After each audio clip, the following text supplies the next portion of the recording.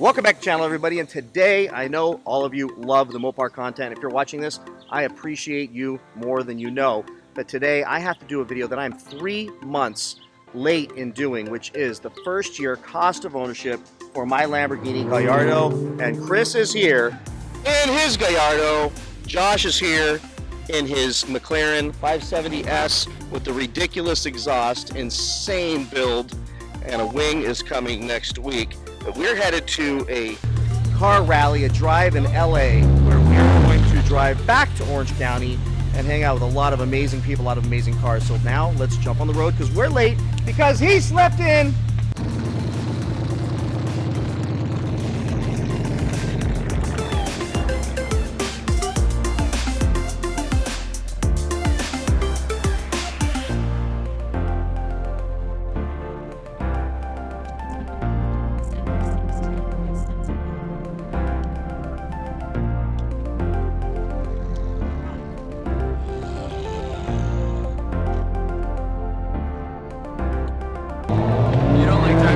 Fast. You got a Lamborghini for a reason. Not like you guys. You guys are downright dangerous. You terrify me. I like all I think about is I have to make a home to my kid. That's what a drama I am. Hellcat, look at that. So you know what? I'm good. I got here a minute after you guys, and you cruise. Okay, let's get him head on.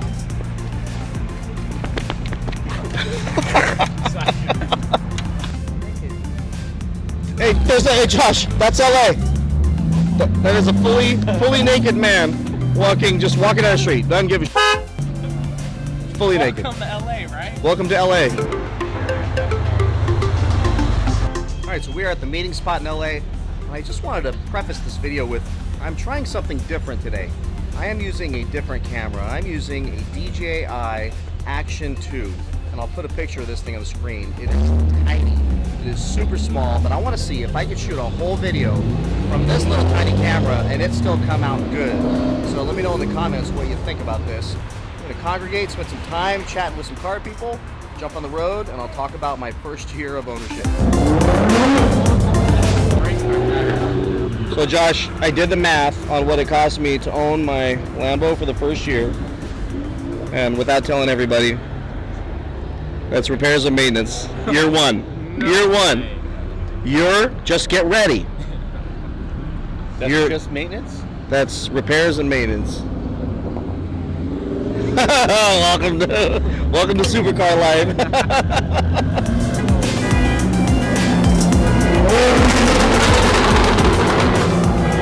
So we're about to get on the road in about 5 minutes, but I wanted to do a little intro to what we're going to talk about today, even though you know what it is. It's the cost of ownership for the last year, let's call it the first year, owning my 2005 Lamborghini Gallardo. But the first thing I wanted to share with you all is just the buying experience. When I went shopping for a Gallardo, I found real quick that there is such a wide variety of conditions, but one thing was consistent.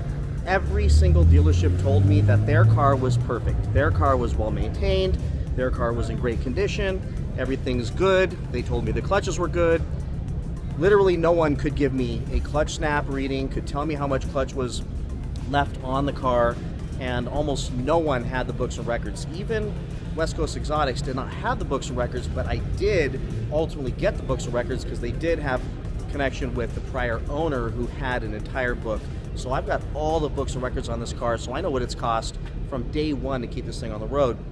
And it's not cheap. They say that the cheapest thing when it comes to an exotic car is buying the exotic car, and keeping it running is the most expensive thing. And I would say after the first year, it's not as bad as they say it is, but it's definitely wrought with some challenges and surprises that I found out after the first month of owning the car. The problem is that a lot of these cars have a lineage, have a past of being rentals. And if they were rentals, that means they were rode hard, they were beat up, and they were thrashed. So I'll tell you, you can find these things for $75,000, maybe even $70,000, a lot of them for $80,000, $85,000, but just plan that you're gonna put somewhere between $15,000 and $20,000 into the car. Not the first year, I mean like the first 3 months. And what I found out with my car, with only 3 owners prior to me owning it, and me knowing and finding out who 2 of the owners were, and they took really good care of the car, I still had a pretty significant repair bill the first 2 months owning the car. And we're gonna go through that list in just a second, but my advice to all of you is if you're thinking of buying one of these things, the cost to get into it is gonna be cheap, but the cost to keep it on the road needs to be something that you prepare for. I prepared for about $12,000 in repairs, and that's with a good conditioned, I mean, knowing the lineage of the car, knowing where it came from, knowing who owned it prior, and having books and records, what I had to deal with this car, and things you should ask about if you buy this car that are frankly the most expensive and most common things to go out on a Gallardo. But now we're going to start this rally. We're going to jump on the road and show you some of that footage, and I'll finish with the repairs, the cost, the maintenance to keep my 2005 Lamborghini Gallardo right there on the road. Oh, by the way, Chris needs a clutch. That's about 10 grand.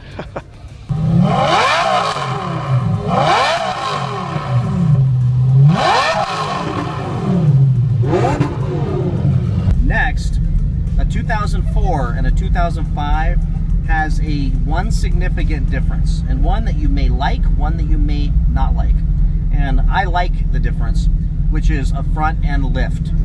Going in and out of parking lots is a nightmare without a front end lift. But that's one more thing that could break. And from what I understand, it's about $2,500 to $3,000 to fix that if it goes out. So some people like the 04s because they don't have that. You don't have to worry about it going out, but then you're fixing your front splitter pretty regularly. And with it, it is very helpful. Very helpful. Wow. Very helpful to get around town. Anyways, looks like it's time to go. Let's jump on the road.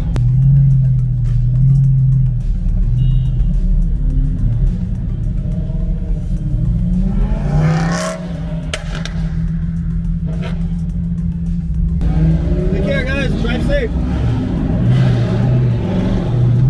Welcome back to Cali. We lit.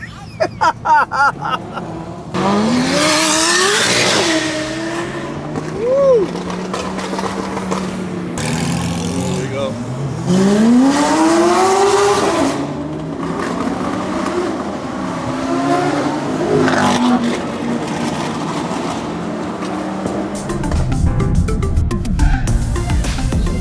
Bumper to bumper traffic on the rally.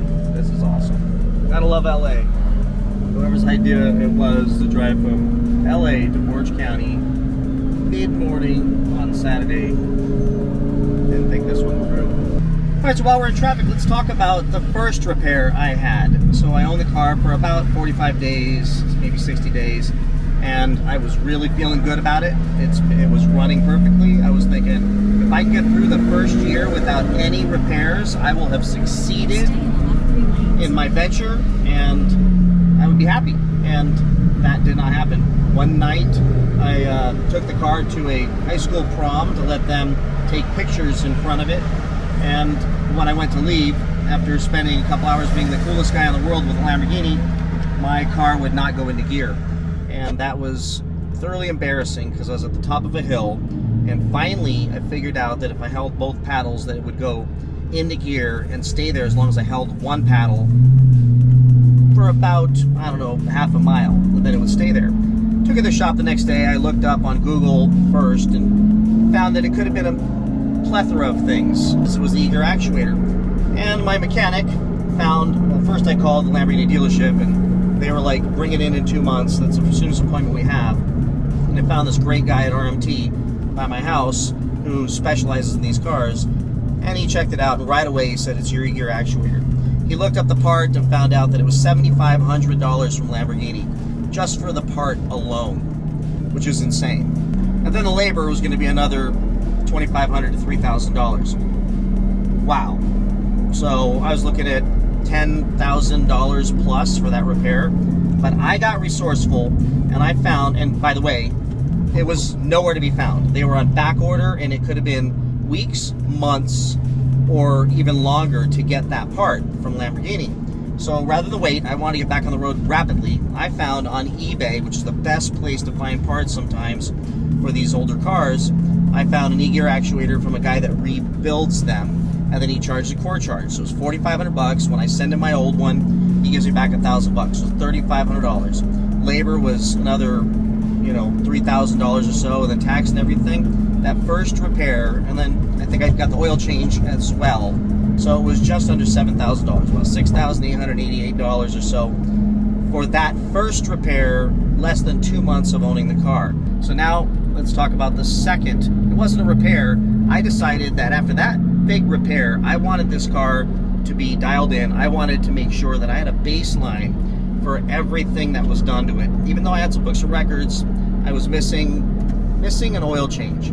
I didn't know when that was done or when the fluids were flushed. That was the only thing I couldn't find in any of the paperwork. So I decided to go ahead and pay. It was $1,500 to get the oil done and all the fluids checked and flushed and changed, so that I had a baseline that this thing was solid moving forward for future maintenance services. So that was another $1,500. So the next repair, this was a repair. My wife and I are heading to Beverly Hills. We're going to go do some shopping on Rodeo in Beverly, and we're going to go grab a beautiful lunch and have just a nice day. And we jump in the Lamborghini, even though she does not want to ride in the Lamborghini, and she says, you know, the air conditioning doesn't feel that cold. And I was like, don't jinx my car, man. The air conditioning's good. This thing has a new compressor. I have that book. I have those records. This thing has a new compressor. We're good. It was like $3,000 2 years ago, so there's no way that thing's going out. But it was a little off. I wasn't going to admit that right away. So we went to Beverly Hills. We did our shopping, went to the stores, came out. There were people standing around the car taking pictures, which is what happens with this car. And I walked up and people said, nice car. And I was like, thank you. And as I pulled away with my wife, people were taking pictures of my car. I pulled up to a stoplight in the left-hand lane on Rodeo Drive, and the air conditioning was not blowing cold. And suddenly, there was an explosion in the back of the car, and white smoke came shooting out of the rear hood, and it looked like Mount Vesuvius, and it was loud, and it was obnoxious, and every phone on Rodeo Drive popped up. I immediately, from the left lane, pulled around the cars, went right onto a one-way street like a complete idiot. My wife's screaming, I'm panicking, and I pull immediately into an alley, turn off the car, get out, and pop the hood, and there's nothing. It's perfectly clean, perfectly clear, looks like nothing happened. And at that moment, I realized it had to be refrigerant, had to be Freon, or whatever it is, because that stuff evaporates on contact with air. And that's why there was no water. I thought it might have been the coolant line or oil or something, but it was just coolant, so I knew it had to be the air conditioning. So I turned off the AC, restarted the car, and the car was fine.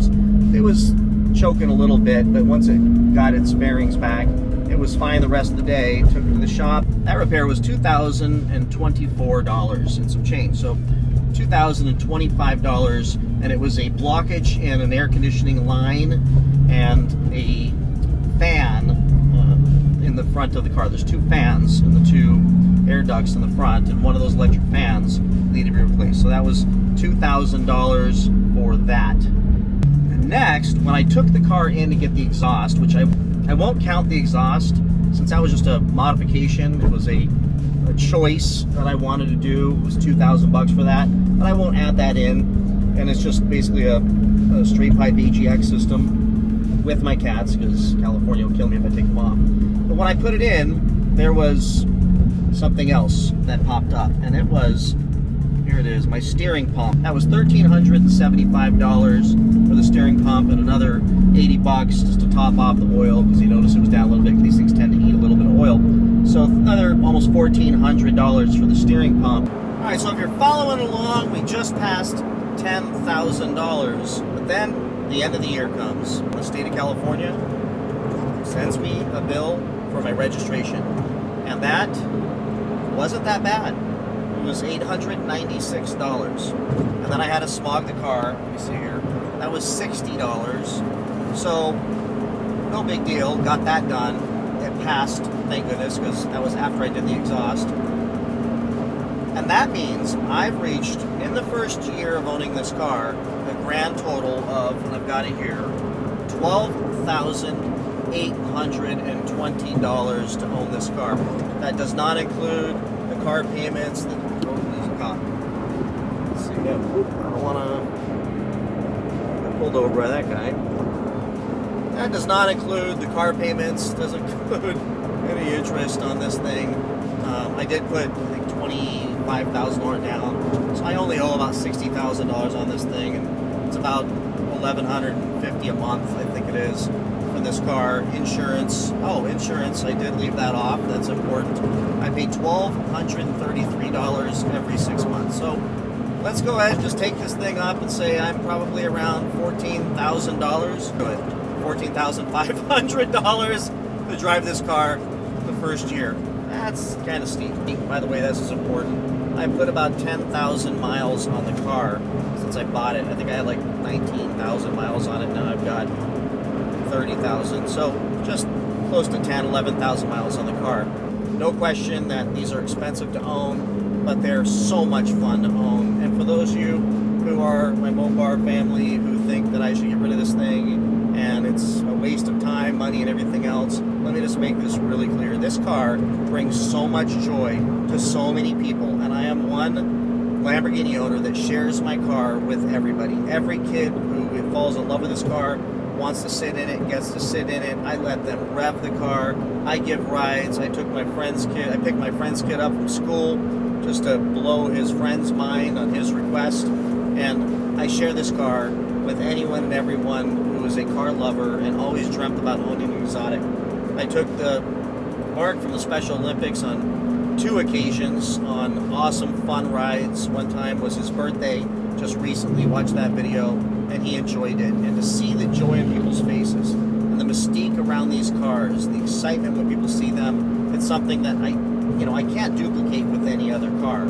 So for that reason, and I plan to do so many more charitable events with this car and let other people experience and enjoy it, that I'm just going to keep muscling through these things, and hopefully I've got this thing fully sorted out so there's no other repairs. And I love this car so much that unless it became a financial burden on me, which would take a while for that to happen, I'm just going to muscle through these things and keep enjoying the heck out of this car and sharing it with you all. And I appreciate you watching this video very much. And now let's go check out Cars and Coffee, where the rest of the group should be arriving any minute now, along with me. But with this traffic, we are all spread out all over the highway, which between you and I, just us, I'm good with, because a lot of those people drive a little bit insane, and I like to keep it a little bit cool. Don't go anywhere yet. We get to South OC Cars and Coffee. I'm going to share one more piece of advice that will help you if you own one of these cars or are considering buying one of these older Lamborghini Gallardos. All right, so something else to pay attention to is how much heat the car was put through in its lifetime. And there's no real way for you to exactly know, but you can tell by looking and feeling and touching some parts in the car. So what happens, cars in Arizona and Nevada that have been driven in the heat, and these cars do not like being driven in 100-degree heat. They hate it. As a matter of fact, my buddy owns a car. Hey Chris, Supercar Garage. Yeah. Tell me about your Gallardo that you drove in the super heat and what happened to it? So we drove it to Vegas. It was 125 degrees, and we were just pulling into downtown Vegas trying to find a hotel. All of a sudden, all my dash lights started blinking on and off, like every single light on my dash. And it's not like they were just on; they were like blinking. It was crazy, and my whole dash was just like rolling. It was freaking weird, so hot that it shorted out and it arced, and it took out all my low voltage electrical system. It took out my ABS. Wow. Sensors. I took out my brake module, so my brakes were shuttering all the time. $12,000 in damage to the car. So these things don't like heat. They don't like heat. They don't like heat. Nope. All right, thanks, dude. So if you buy a car that was in Arizona, you'll see them in Arizona and Nevada where they're a lot cheaper in these really hot desert states. And you're like, wow, that's a really good deal. I mean, it's like 90 grand for a 2008, and it's got 16,000 miles on it. The problem is that car has been driven in the hottest weather in our country, and it has probably caused some issues in the car. Definitely some brittleness amongst all the plastic and rubber. And one way to tell is these rot quickly. So if you grab them and wiggle them, that means they've already broken where the bolts go in.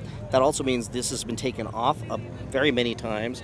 This is all bleached out. So mine's a little bit, but it's not bad at all. And when you see a bad one, you'll know because it's white. It's all white and black and gray, and you know that the car has been put through a lot of heat. Not necessarily overheated, but put through a lot of heat, maybe even overheated.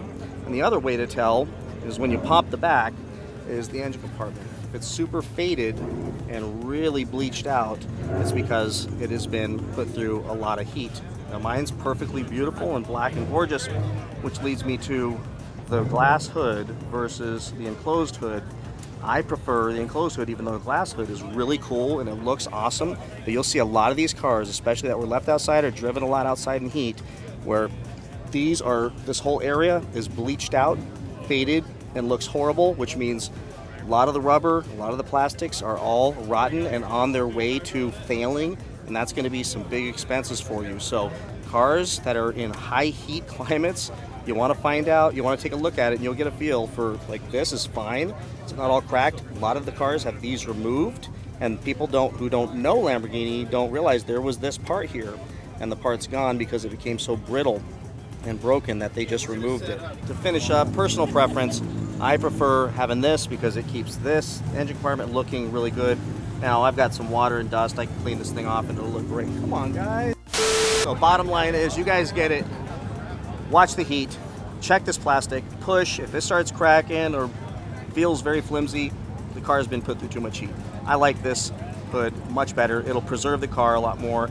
And I don't drive this thing in the super hot weather anyways, so I'm going to preserve this thing for as long as I possibly can and make it still look nice. Look how nice all that plastic is. So lastly, this car is mostly Audi. There are some parts that are pure Lamborghini, no question those parts are really expensive, but if you get a mechanic, like I've got a mechanic that is really good at finding the Audi parts that are comparable to the Lamborghini parts, and I'm telling you the price is like 50% less. The fan that he put in here was about half price because he found the Audi fan instead of the Lamborghini fan. And a lot of times you can't even find the Lamborghini stuff. So with that, everybody, hopefully you enjoyed today's video. What a fun drive it was despite the crazy traffic. I appreciate you all following, watching. Please like, subscribe, stay motivated, and I'll see you in the next one. Take care. Bye-bye. What's up, man? How's it going?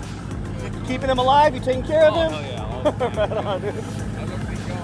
Outstanding, man. Well, that thing looks good. You guys are great. Cali Muscle! Just want to say hi, man. Up, baby? How you doing? I didn't recognize you. No, you're looking good, dude. Oh, look at that, look at that. Oh, woo! yeah. You know, we got to applause it up. Yeah. You doing good? Oh, doing amazing. Yeah. We go get a date when we go drive during the day. Can't wait, dude. Well, Yeah. That guy's nuts. Oh, He's scary, I dude. know. I've seen some He's scary. video. Yeah, it's freaking crazy. Hey, yeah. It's entertaining. You just be ready to go when the cops come Yeah. and let them arrest him. We'll see you, man. All right, see you. All right, take care, dude. I can see you.